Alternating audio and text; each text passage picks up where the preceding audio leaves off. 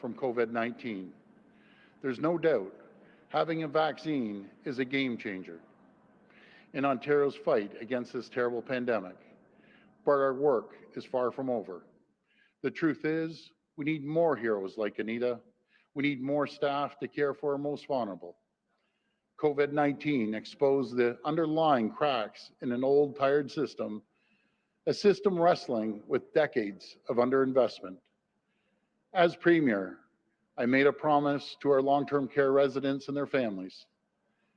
The problems didn't start with us, but I can tell you we're going to fix them.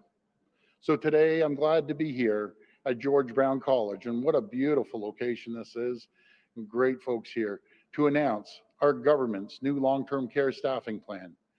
This plan sets out one of the largest recruitment and training efforts in the history of our country. We're investing up to $1.9 billion a year within the next 4 years to put 27,000 new boots on the ground in our long-term care homes. That is 27,000 new personal support workers, or PSWs, registered nurses, registered practical nurses, and other healthcare staff.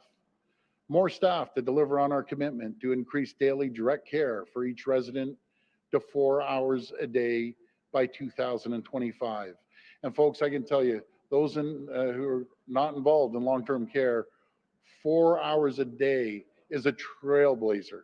And hopefully the rest of the provinces in our country will follow this. This would be nation-leading level of care for our seniors because they deserve nothing less. But it goes deeper than that, my friends. We want more people working in long-term care to love what they do and thrive in their careers. We're going to offer more education, more training opportunities, more professional development. So more wonderful people like Anita and others take pride in what they do, contribute to our communities, and change lives for the better. I want to thank George Brown College and the Rakai Centers who have already got the ball rolling. There's an urgent need for personal support workers, but there aren't enough training opportunities. George Brown and the Rakai Centers are giving future PSWs the hand-on training they need to succeed, include intense, immersive clinical training, 4 days a week, 8 hours a day. These are the kind of innovative partners we need to fix our broken system. And we need more partners like George Brown and the Rakai Centers at the table, ready to work with us to recruit, educate, and train the next generation of caregivers for our seniors. The safety and the well-being of our long-term care residents and staff throughout this province is a top priority. Thank you, and God bless the people of Ontario. Now I'll hand it over to Minister Fullerton.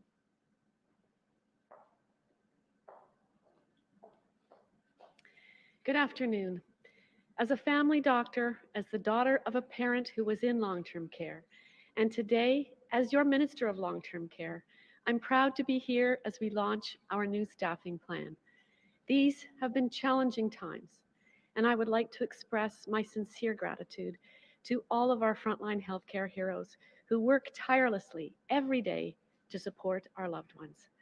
You are the backbone of this sector, and our government knows that to improve the quality of care for residents, we have to solve the long-standing and systemic staffing challenges this sector has faced after decades of neglect and underfunding. Our plan lays out how we will make long-term care a better place for residents to live and a better place for staff to work, and how we will achieve our Canada-leading commitment to increase direct hands-on care for each resident to an average of 4 hours a day. To achieve this new standard, we will be investing up to $1.9 billion annually by the 4th year of the plan, with steps and hard targets set to get us there. We will create more than 27,000 new positions for personal support workers, registered nurses, and registered practical nurses in long-term care, as well as a 20% increase in direct care time provided by other care professionals like physiotherapists and social workers. For current staff, we will work with long-term care employers to improve working conditions.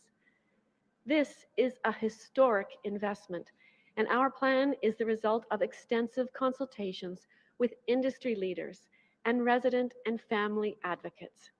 And I would like to thank my parliamentary assistant, MPP Effie Triantafilopoulos, for all of her hard work the past few months, as she played a leading role in the development of this staffing plan. In January, we will launch consultations with sector partners on legislative and regulatory changes needed to support the implementation of this plan and to ensure that residents are at the center of care.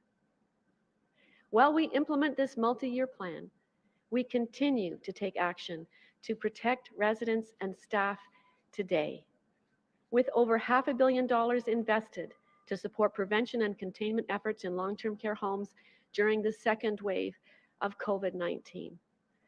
Our government is taking these significant steps to ensure our long-term care system is supported today and for years to come. And we will not stop until working conditions are improved for our staff and our most vulnerable receive the quality of care and quality of life they deserve. Thank you. We'll go to the phone line for questions. First question, please. First question comes from Cynthia Mulligan at City News. Please go ahead. Hi, Cynthia. Hi, Premier. I'm going to ask you a question about long-term care, but first I was hoping you would comment on the Ontario Hospital Association that is calling for mass widespread lockdowns for 4 weeks. What is your response to this? Again, another growing call for your government to take action. Well, I appreciate their input. I talk to CEOs every single day. Matter of fact, there isn't a day that goes by that I'm not talking to numerous CEOs of hospitals, getting their input, how many ICU beds are available, how many acute care beds are available, and how it's changing. So it's very, very concerning, the situation we're facing right now. We're going to continue consulting with the CEOs of the hospitals, as well as the CEO of Anthony Dale, of the Ontario Hospital Association. But right now, Cynthia, everything's on the table. And we always take the advice from the medical experts. Follow up? My second question is about long-term care, but it's about one center in particular. It's called Sunnycrest Nursing Home in Whitby. All but one of its residents have been infected with COVID-19. 27 have died, 57 staff, maybe more, have been infected. Long-term care inspectors found lack of proper PEUs. Less than 50% of staff was working. Residents were not being fed or given medication on time. Wounds were not being treated. This is reminiscent of when the Army went into long-term care in the first wave. Why weren't the lessons from the first wave actually learned? What happened to the Iron Ring, and how is it possible that this got so out of control? And it was only 9 days later that Lakeridge went in to take over management. Yeah, I've heard what's happening out in Whitby. Again, it's very, very concerning. We've had inspectors go in there. We've had over 27,000 inspections through multiple areas, not just long-term care within the province. And you know something, I truly believe we have incredible, I call them healthcare heroes, PSWs, doing the best they can. But it starts at management. Management has to make sure people are following the standard operating procedures, and it's unacceptable, and we aren't going to tolerate it. I'm going to pass this over to the minister. Thank you. Thank you, Cynthia. You know, it really is a tragic situation when the spread is so rapid like that. And one of our issues really is how we're doing the testing. And we certainly ramped up the testing, been doing more testing to identify staff that may be coming in unknowingly with COVID-19. And once it's into the home, it really is an insidious virus. It will spread with asymptomatic spread, and it is so important that we take the additional measures for the additional testing that we're doing to keep it out of the homes. But once it really it gets into the home, once there's a first case, so whether it's a staff or a resident, the public health unit of the area is immediately involved, and they are activated immediately. Then the partner, usually it's a hospital partner, is involved. So there's the public health, the partner that's the hospital. In some cases, it's another management company. And so what we do is we make sure that the home is supported right from the beginning. So even though a management order or a voluntary management contract might not be signed until a little later, these are immediate measures. But the way we do the testing now is to make sure that we get the tests back in bulk. So instead of having a few tests come back one at a time or 5 or 6, we want them to go in, have a quick turnaround time, and get the results back so we know what we're dealing with very quickly. And so that's why you see the sudden surge in cases, because the swabs would have been done en masse. But I want everyone to know that we have the activated partners, many of them involved right away, and sometimes that's not clear. So I want to make sure that everyone understands that. Thank you for your concern. Next question. Next question comes from Lucas Meyer at News Talk 1010. Please go ahead. How you doing, Lucas? Hi, Premier. Thank you very much. Good afternoon. If there are going to be further restrictions in place, are you considering any further financial compensation for people who have to stay home? Well, what we're doing is we're working with the federal government right now to make sure that people are taken care of through EI or other forms. I'm always concerned about the small businesses too. If that time comes, if we have to take further action, then yes, to answer your question very straight up, yes, there'll be additional forms of assistance for small business owners. Follow up? Thank you. And on the health side, it seems we're running out of options to respond to the surge in cases and hospitalizations. In terms of the table, are you considering implementing a curfew? No, I don't think we're there to a curfew, but if we all just stop with socializing and having friends and family over, we're doing everything we can to make sure that this trend, and that's the word I'm using. You see a trend, and the trend continues to grow, and we're throwing everything we can at it. So everything's on the table right now. We're going to be discussing this with the health team, along with hospitals and other folks. But we have to bend the trend here, because the trend just continues to grow no matter what we're doing. And where it's concentrated, it's really concentrated in one area, and that's the GT, and I'll throw Hamilton, GTHA. That's where we're seeing the spread, to the exception of Halton. Halton's still about 55, but the other cases are just growing at a rapid pace. So everything's on the table, and we're going to address it. Next question. Next question comes from Laura Stone at the Globe and Mail. Please go ahead. Hi, Laura. Hi, Premier. Just on that topic, though, I mean, I know you say you're considering this, everything's on the table, but the time is running out here. Your government is facing some pretty tough decisions because the lockdowns in Toronto Peel are expiring. We have this call from the OHA. Yep. They're asking for stricter measures in lockdown regions. So can you tell us what exactly your government is considering? Are you considering a province-wide lockdown and extending the school break? And when are you going to tell the public? Well, Laura, everything's on the table, and if we move forward and we decide to do a further lockdown, there's a lot of things to take into consideration. There's the education, making sure that we have daycare, making sure the educators are ready, making sure that we, as simple as having hotels for people that have COVID, that we can put them into hotels instead of at home. We have to make sure that we have something for the businesses. We just can't keep going on like this for these poor business owners, small business owners. We have to make sure there's some help for the business owners as well. And we have to make sure that the healthcare system, the capacity, come up with some other alternatives, as we're doing with long-term care. Maybe do we put interim hospitals out there? So there's a wide variety of items. The discussions were going the last couple of days. Matter of fact, they're ongoing constantly. Last night, they'll be going today. But there's a lot of things to consider.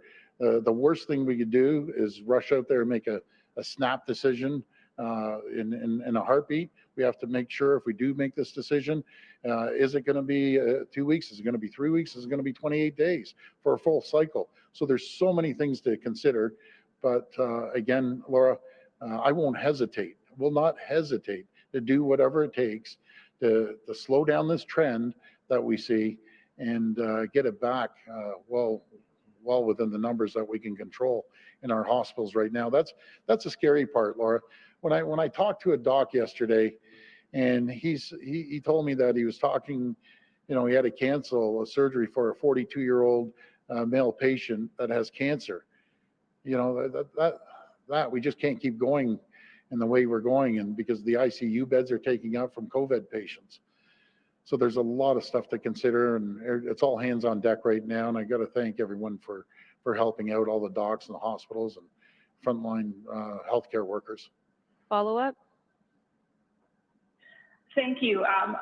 Premier, I just want to clarify, when you're talking about considering, whether it's 2 weeks, 3 weeks, 28 days, are you talking specifically about a school closures? Are you talking more generally about lockdown?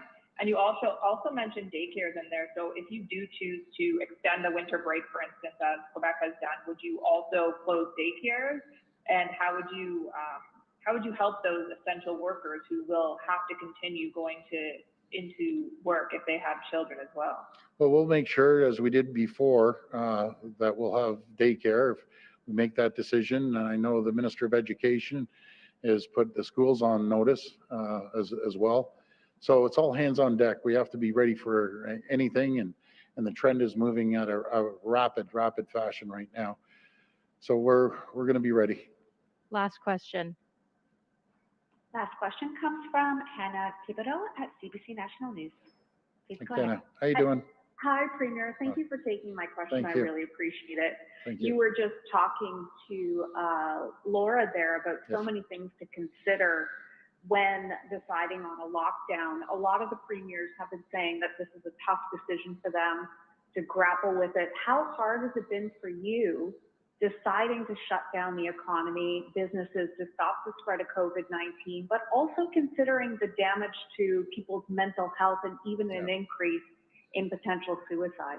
Thank you so much for asking that question, because I mention that all the time to our health experts, and we have some of the best health experts there is in the country giving us advice. But I said, how do you measure when a person has a small business, put everything they've had into it for 50 years, could be second generation, and they have to declare bankruptcy, and they're struggling to put food on their table, pay their rent, mortgage, if they don't have to sell their house, and then another area, as you said, when it comes to mental health and addiction. When we first came to office, they said, well, we're going to do mental health. I said, no, you got to put addiction in there too. And we're seeing that. We're seeing, addictions rise right now. We're seeing suicides rise. So we have to measure everything. It's not always health. Health is number one. That's the number one priority. Without health, we don't have our economy. But thank you for mentioning the addiction sides as well, suicides, everything, domestic disputes are going up. Everything's going up. We need to flatten this trend. We need to get the vaccines out there as quickly as possible. And we have a well-oiled machine with General Hillier.